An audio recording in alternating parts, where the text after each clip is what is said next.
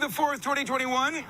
We're going to keep it in this galaxy. We're going to keep it on this planet. We're going to go all the way to St. Petersburg, hyper-local, to Friends of Strays, touted as the oldest no-kill animal shelter in St. Petersburg. Friends of Strays has been working since 1978 to get animals off the streets, find them forever homes, don't kill any of them, and they've got a cat program we're going to talk about today. Pinellas Cats Alive. Sounds like a sequel to the Broadway show, Cats. Cats Alive. What they do is you can bring feral cats here, and it's a program that'll help you figure out how to do this. You bring these feral stray cats that can't live in a home.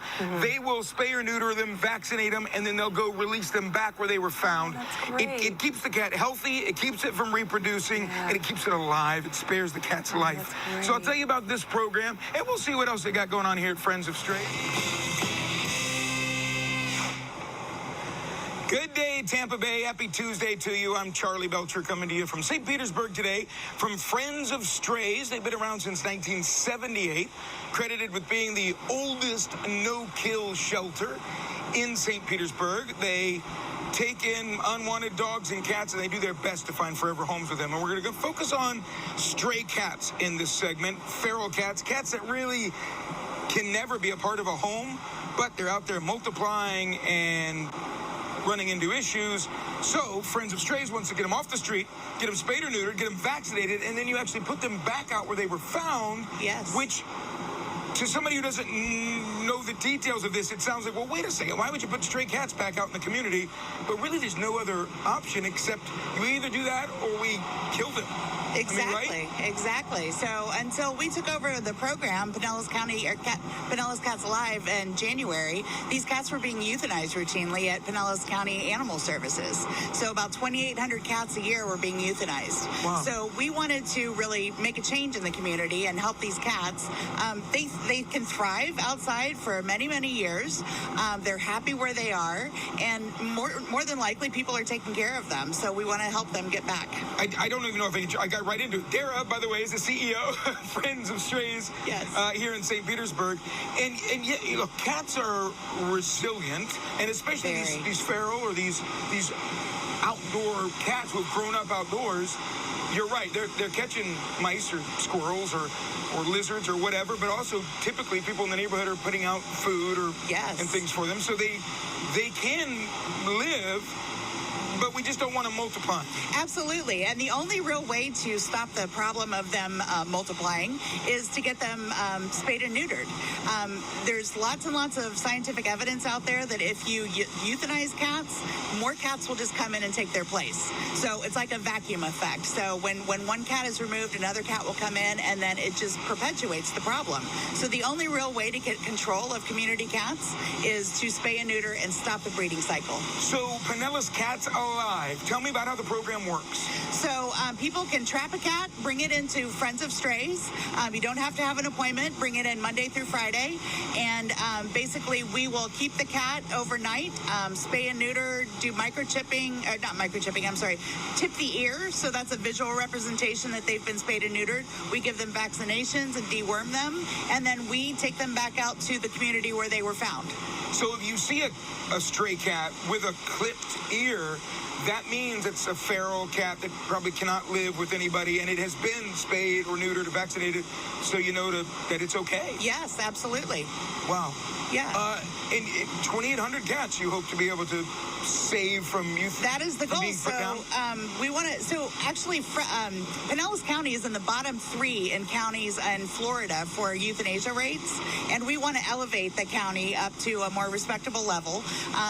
St. Petersburg is actually one of the most pet-friendly cities in the United States, and yet we're in the bottom tier as far as euthanasia goes. So we want to be able to help Pinellas County Animal Services get up to about a 90% save rate, and taking care of these cats is the way to do it. Dara, thank you very much. We'll go over the exact details, how to do this. Trap a cat sounds scary, so we'll break it down for you. Friends of Strays, St. Petersburg. Stick around, everybody, and have a good day, Tampa Bay. I'm Charley Belcher coming to you from St. Petersburg. Friends of Strays. They've been around since 1978. trying to find forever homes for unwanted dogs and cats. We're talking about cats specifically because they have a program called Pinellas Cats Alive where stray or feral cats are brought here. And Dr. Katie Emerson, the veterinarian on staff here at Friends of Strays, will do the spaying and neutering, vaccinating, clip an ear so you can identify the cat, and then they'll be taken back where they were found and re-released. So that's the part where people go, wait a second, well, we're trying to get these cats off the street. They're putting them back on the street. But this is the way to control a population without just killing a bunch of cats, right, Doctor? Absolutely, absolutely. So studies have proven that this is the most effective way to reduce the stray community feral cat population. In the past, the methods that we have used have been to round up these cats and kill them in county shelters, but we've proven that, one, it's inhumane. Nobody wants to do that. Two, it's expensive. It costs taxpayer dollars to do that. And three, it's endless. It doesn't solve the problem because when you remove cats from an area, more cats are going to move in. There's a reason they're living there. There's a food source, there's shelter, and new cats are going to fill it unless you return the cats that were already there. We've got a little bit of video of a truck arriving this morning with a bunch of cats in cages to go through this very process. Now, how do you know whether they're feral and absolutely cannot live in a home again? I assume there's some sort of process that you don't just automatically stamp them as feral just because they're being brought in from the street. No, we don't. You can tell, once you've done this for a while, you can tell pretty quickly based on a cat's behavior. We can read their body posture, what their eyes look like, whether they're hissing at us, growling, hiding in the back of the cage. Lets us know whether they're socialized to humans or not. We scan every cat for a microchip, just in case it is somebody's cat. And sometimes it is, right? Yes, we have actually returned 2 cats already this year to owners that had lost them. So we do make every effort to return these animals if they are somebody's pet. But if they are not, and if they are truly undomesticated, then the best place for them to live is back in the outdoor homes where they were already living. And then after they are spayed or neutered, that is also going to alter their personality, if you will, a little bit, or alter their behavior once they are back out there. And some of the things they were doing that might have been annoying a community might change. For sure. So, yes, the number one benefit of this, obviously, is they're not going to reproduce. So you're not going to have more cats. We all want fewer cats, and we get that. But, yes, there are so many great behavioral reasons to do this. Cats, basically, the 2 biggest behaviors we hear about are the yowling, the noise that they make, and the spraying, the marking of everything. Yeah. And the main reasons they do that are mating, attracting mates, keeping other cats away from mates. And if you take away that, if you spay and neuter them, they have no reason to be fighting. They have no reason to be spraying. So you see calmer cats that aren't roaming as far, that aren't getting in fights, and that ultimately are not making more cats. So we're reducing the population, which is what everybody wants. Dr. Katie Emerson, she should know. She's the one on the front lines here doing it. Thank you, Doctor, very much for your time. Keep up the good work. Thank you. And another takeaway from this is get your pet microchipped, even if it's an indoor cat that you know is never going to go outside ever in a million years. We'll never let our cat get away. Get the cat microchipped because worst case scenario, if it does, they're going to check first. Yeah. So that's my big takeaway. And then, Laura, if you do have feral or wild cats in your neighborhood, you got to be careful how you approach them and how you deal with them. Right. We're going to talk about that in the next segment. If you do want to try to trap a cat and let it be taken care of the right way.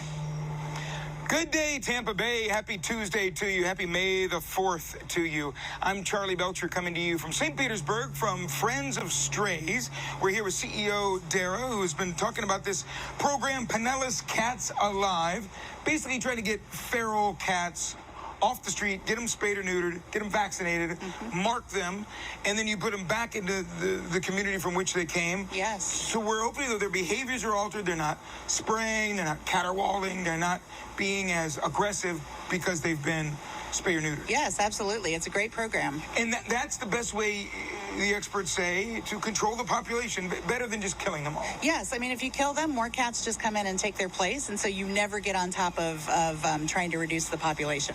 We have to break that reproductive cycle, and the best way to do that is get them spayed or neutered. Yes, absolutely. Okay, so let's play out a scenario. Let's say I've got stray cats in my neighborhood, and I really want this problem dealt with. I can come to Friends of Strays, and you're going to teach me how to use one of these traps. We will. So this is a humane way to trap a cat and bring it into our shelter. So Claire, actually our program manager, she would train anybody that comes in. We rent these traps out for $75, fully refundable once the cat comes back or the trap comes back. And so what you do is you keep, you don't feed the cat for about 24 to 48 hours to make sure that they're nice and hungry, and then that leads them to the trap. So you put food in the back, you put a little bit of food kind of trailing out the front just to draw them in. And then once they get into the trap, then a little plate gets tripped and the door comes down. They're in. You cover them up with this nice little trap cover to keep them calm. Just bring them on in and we'll take care of everything else. And while that may be traumatic for the cat for a little bit, it's better than a lifetime of traumatic behavior on the streets. Absolutely. I mean, so many people, get very discouraged with cats in their neighborhood because there are some problematic behaviors. But when it has been shown that when, you take care of their spay and neuter, especially, that it reduces so many of these behaviors and they can live peacefully in their community. And they'll go through a bit of a time where you try to figure out, well, are they feral? Could they be adopted? Is this somebody's pet? You'll figure that out when they're here in your care. Yeah, Dr. Emerson and her staff are really great about looking at the behavior of the cat and kind of determining if, they're able to be into a home or put back out on the streets. Whatever is the best situation for that cat, we're going to do it. What's your website, Tara? Friendsofstrays.org. Friendsofstrays.org. I bet all this information is there. Certainly is. Tara, thank you very much. I appreciate it. Friendsofstrays.org. We'll, of course, put that at fox13news.com as well. Sounds counterintuitive. Wait, we want the cats off the street, but we're putting them back on the street. But all the experts agree this is the way to ultimately control the population and get rid of the problem in the long term. Very interesting. Sasquatch says, "May the 4th be with you." Although Sasquatch really isn't a Star Wars character. Maybe a Chewbacca. We could change your name. Good day, Tampa Bay. I'm Charley Belcher. This is Sasquatch. At least that's his name now. You could always change his name if you want to give him a forever home. He is available at Friends of Strays in St. Petersburg. That's where we are having a good day today. Friends of Strays have been around since 1978. They're actually the oldest no-kill shelter in St. Petersburg. Now, I got Sasquatch out here, the dog, because I'm not going to hold a cat out here. A cat could get away from us easily. Dara is the CEO of Friends of Strays. We've been talking about Pinellas Cats Alive program all morning, where it's a program where you will take in feral stray cats, get them spayed, neutered, get them vaccinated, mark them, to try to control the population in the wild. And that is happening through a grant that we want to make sure we give proper accolades. Yes, Best Friends is a national animal rights advocacy organization based in Utah, I believe, and they provided funding for us to do this for a full year. Nice. And then we're going to be looking for funding to sustain the program going forward. And it'd be nice after a year to really sit back and go, okay, what kind of differences have we made in these communities? Yeah, we're hoping really to make sure that we're saving thousands of lives and increasing the live release rate in Pinellas County. And speaking of cats, it is kitten season.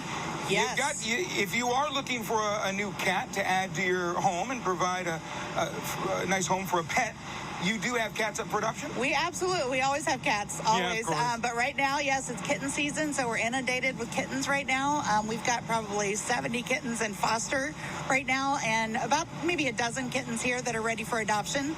And then you've got Sasquatch. We're going to get Sasquatch some water right after this. He's telling us he needs some water. He just had some water. We'll get him some more. It is warm out here. But Sasquatch up for adoption. We think he's about a year old. Yes, he looks like a puppy, but he's a full-grown adult male, and he's ready to go home. He is a very sweet disposition. A lot of energy. Going to need to work with him a little bit, but he seems workable. Oh, absolutely. Charlie's been working with him just for a couple of minutes, and he's already better. Yeah, he's being a good boy, isn't he? He's a good boy, isn't he? Yes. We're staying calm, yes. Good boy. All right, if somebody wants to take Sasquatch home, or they want a kitten, or they want to see what other dogs you have available, when are you open, and what are the latest rules as far as COVID goes? So we're open Wednesday through Friday, 10 a.m. to 6 p.m. 1 p.m. to 6 p.m. And then on the weekends from 10 to 6. And then for COVID, we're still doing fully masked and social distancing. So come in and pick out your forever love. Don't need an appointment. You do not need an appointment anymore. Just come in during our open hours. $5. And if they want to find out more about the Pinellas Cats Alive program, again, show up, ask questions. But for all of this, adoption fees, hours, all of that, I bet I know the answer. friendsofstrays.org. You got it. Dara, thank you very much. Thanks I so much, appreciate Charlie. it. All right, so we'll wrap it up. Remember, Pinellas Cats Alive is the program. If you're having an issue with feral stray cats in your neighborhood, I encourage you to reach out to Friends of Strays, and they will help you with the issue, friendsofstrays.org. And if you are looking for a forever friend in your home, whether it's a cat or a dog, I always encourage you to go to a shelter and rescue. Adopt, don't shop, I think is the saying. friendsofstrays.org for that as well.